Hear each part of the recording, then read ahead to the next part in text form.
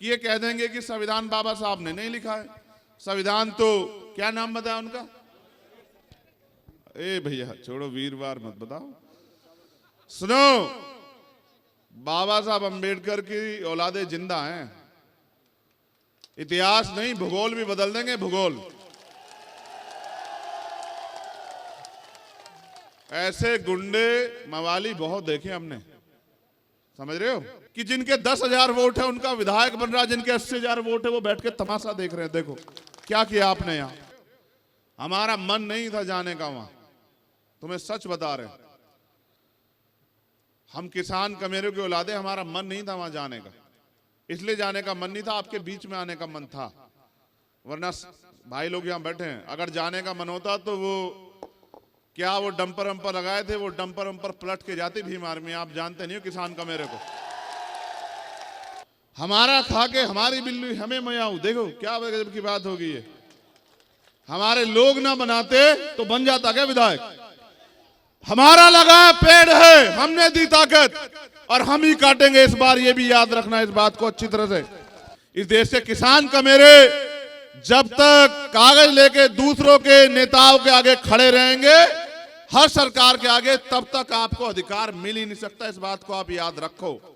इस देश के उन महापुरुषों का अपमान किया जिन्होंने इस देश के लिए बलिदान दिए। क्या ये अपमान हमारे लोग भूल जाएंगे क्या?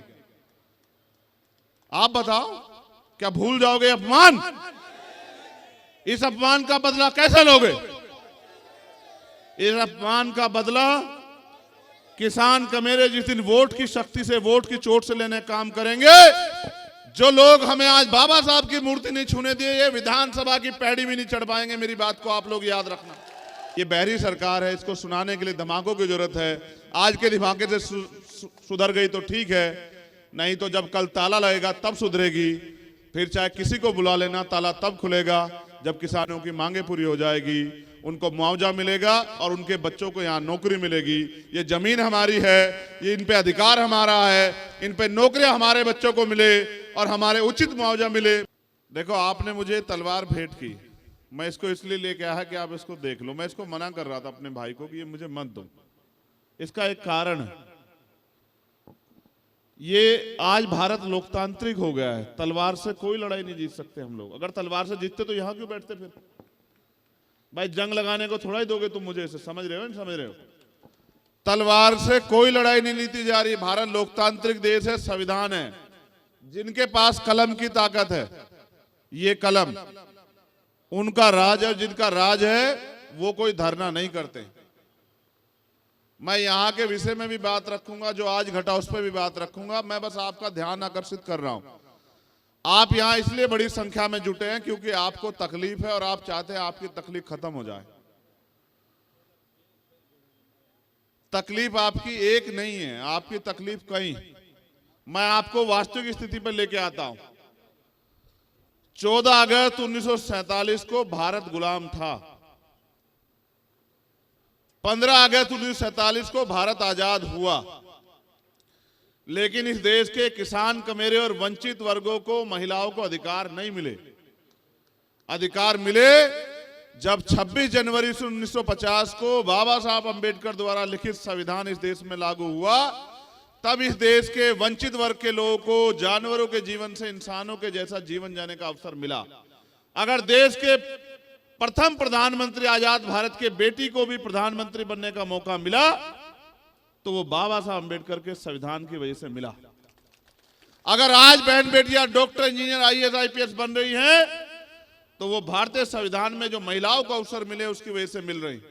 और आज अगर हमारी बहनें विधायक, मंत्री, मुख्यमंत्री, प्रधानमंत्री, राष्ट्रपति बनी है आज एक वंचित वर्ग की महिला, तो ये भी बाबा साहब डॉक्टर भीमराव अंबेडकर के संविधान की वजह से हो रखा है।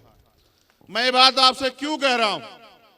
जब 14 अगस्त को जो हालात देश की थी, 15 अगस्त 1947 को आजादी के बाद भी वही हालात थी।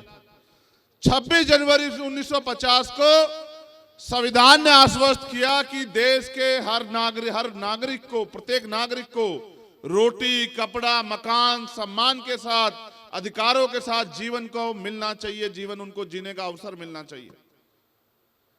जिनके पास जमीन नहीं थी उनको जमीन मिलनी चाहिए, जिनके पास घर नहीं था उनको घर मिलना चाहिए, जिनके पास रोजगार नहीं था उनको रोजगार मिलना चाहिए, जिनको पढ़ने के अवसर नहीं थे उनको पढ़ने के अवसर मिलने चाहिए। जो असमानता जातिवाद के शिकार थे उनको भी सार्वजनिक रूप से घूमने फिरने और नौकरी अवसर रोजगार करने के अवसर मिलने चाहिए। जिन पे उद्योग धंधे नहीं उनको उद्योग धंधे मिलने चाहिए। इसके लिए भारत में लोकतंत्र आया कि देश की आम जनता तक उनके वास्तविक अधिकार कैसे पहुंचे। जमीनें नहीं थी आपके पास, जिन जमीनें के लिए आप लड़ रहे हो ये जागीरदारों के पास हुआ करती थी। फिर बाबा साहब अम्बेडकर सर छोटू राम साहब ने लड़े, आज उन्हीं की संतानें यहां बैठी हैं। वो लड़े और जमीनों के लिए लड़े कि जमीन मिले गरीब को, जमीन उसको मिले जो खेती कर रहा। और फिर भूमि जमींदारी आंदोलन हुआ, जमींदारी जो कानून था वो खत्म हुआ, कमजोर वंचित वर्ग के लोगों पे जमीन आई, तब आपने खेत में हल चलाया। और आज उन जमीनों को जो आपको आजादी के बाद मिली उनको ये सरकारें छीनने का काम कर रही। और इनका एकमात्र मकसद ये है, आप नहीं समझ रहे हो, कि जो रोजी रोटी चैन से किसान का मेरा खा रहा है उनकी रोजी रोटी भी छीन लो, वो लेबर क्लास बन जाए, बड़े बड़े धन्ना सेठ पूंजीपति, इनकी फैक्ट्रियां लगे, इनके बड़े बड़े व्यापार लगे, इनके बड़े बड़े मॉल बने और आपको हर एक चीज के लिए इनके पास गिरवी रखना पड़े अपना घर बार, और इनके यहां जाके आपको रोटी मांगनी पड़े। एक किसान पैदा करता है बंजर भूमि को।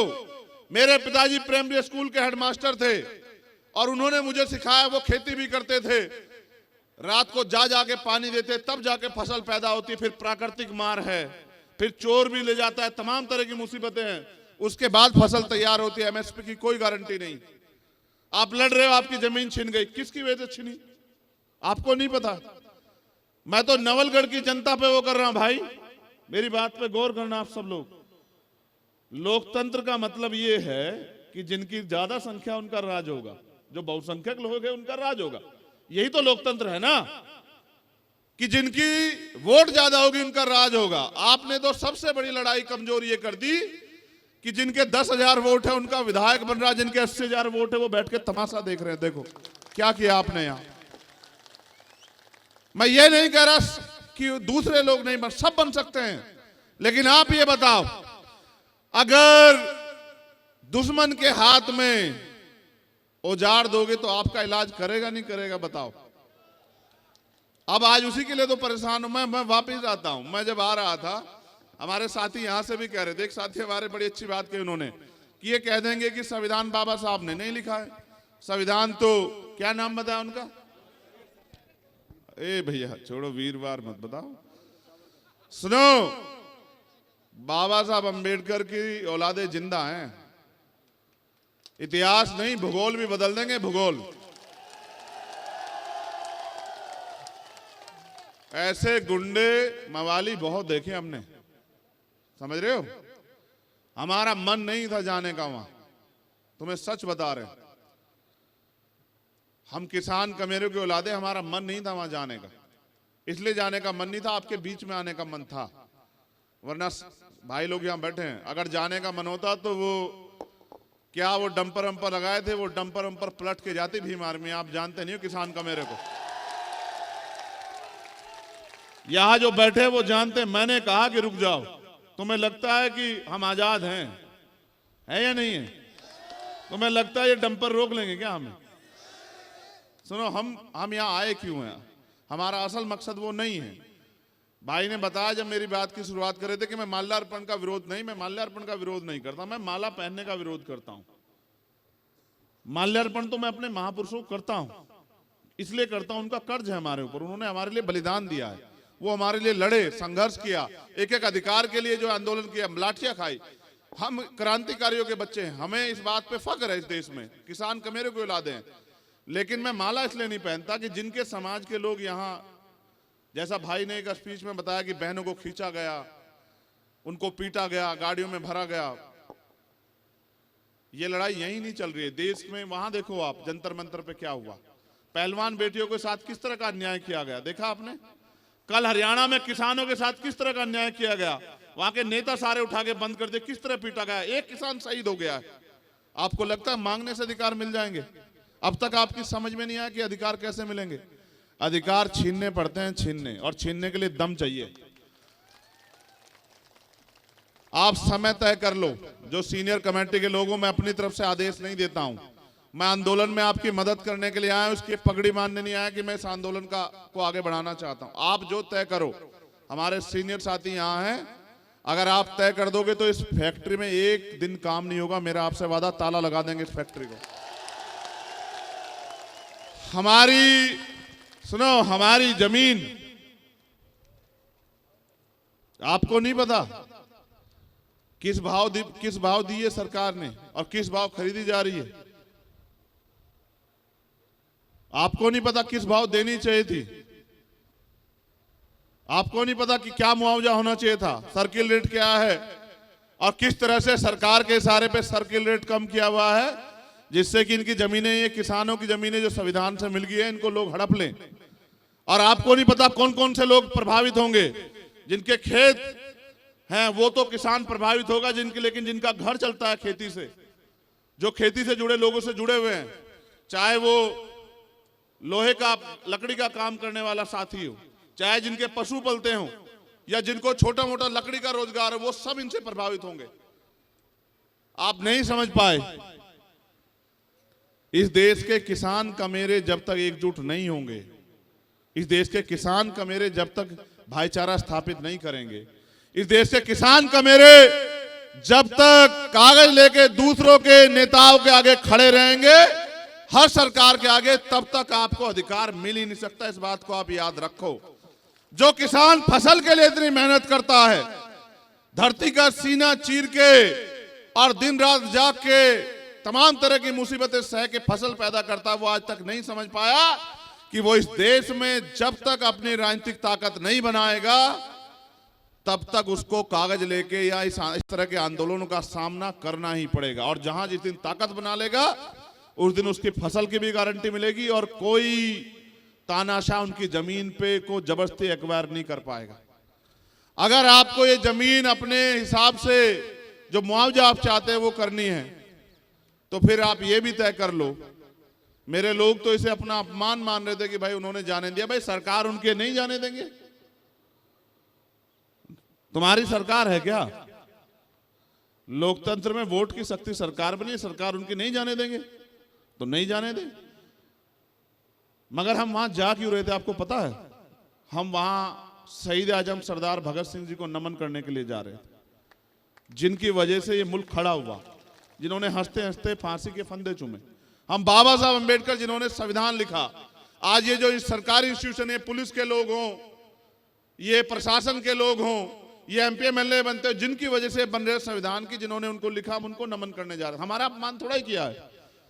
इस देश के उन महापुरुषों का अपमान किया जिन्होंने इस देश के लिए बलिदान दिए। क्या ये अपमान हमारे लोग भूल जाएंगे क्या? आप बताओ, क्या भूल जाओगे अपमान? इस अपमान का बदला कैसे लोगे? इस अपमान का बदला किसान कमेरे जिस दिन वोट की शक्ति से, वोट की चोट से लेने काम करेंगे। जो लोग हमें आज बाबा साहब की मूर्ति नहीं छूने दिए, ये विधानसभा की पैड़ी भी नहीं चढ़ पाएंगे। मेरी बात को आप लोग याद रखना। ना हमारी पुलिस से कोई लड़ाई, ना हमारी प्रशासन से कोई लड़ाई, हमारी लड़ाई है अधिकारों की। और मैं यहां हमारे जिम्मेदार लोग बैठे हैं, कमेटी के लोग, मैं उनसे को आश्वस्त करता हूं कि देश में जहां भी अन्याय होता है वहां भीम आर्मी के लोग सीना तान के लड़ाई लड़ते हैं। जहां भी बहनों का अपमान होता है, सीना तान के लड़ाई लड़ते हैं और किसी कीमत से नहीं चूकते। यहां जहां किसान कमेरों की लड़ाई हो, उस लड़ाई को भी लड़ते हैं। हम आपकी इस लड़ाई में आपके साथ हैं। आप समय तय कर लो। अगर आज तय करोगे, जो यहाँ की कमेटी आज तय कर लो, आज लगा देंगे ताला, कोई फर्क नहीं पड़ता। हमारे लिए कोई काम ज्यादा जरूरी नहीं है आपकी मांग से ज्यादा। और अगर जिस दिन आप तय कर लोगे, इसके बाद उस दिन ताला लगवा लेना। ना हम ताला खोलने से डरते, ना ताला लगाने से डरते।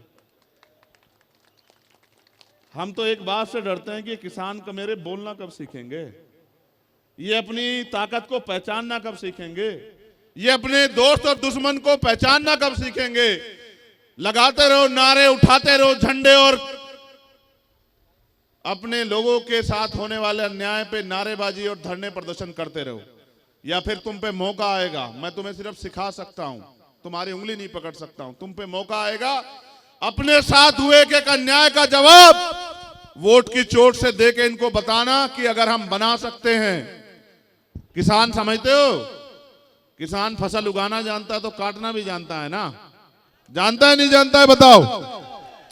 अगर हम फसल लगाना जानते हैं तो फसल काटना भी तो जानता है। ये तो हमारा लगाएगा पेड़ है जो आपको दुख दे रहा है। इसको सबसे पहले किसने लगाया? हमारे लोगों ने बनाया ना, विधायक बनाया नहीं बनाया? हमारा खा के हमारी बिल्ली हमें मयाऊ, देखो क्या गजब की बात होगी। ये हमारे लोग ना बनाते तो बन जाता क्या विधायक?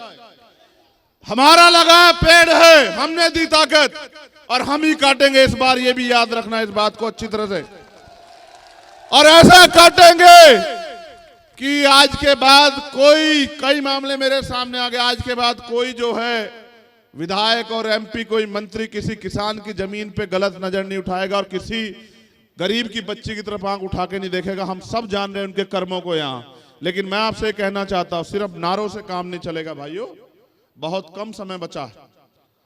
जैसे ये आंदोलन हो रहा है, अपने आंदोलन को मजबूत करो और इसके बाद गांव गांव गली जाके समाज को जागरूक करो। हमारे महापुरुष जिनके बारे में हमारे साथियों ने कहा, मान्यवर काशीराम साहब कह गए कि वोट की रक्षा ऐसे करो जैसे बहन बेटी की रक्षा होती है, और बहन बेटी की रक्षा ऐसे करो जैसे जमीन की रक्षा की जाती है।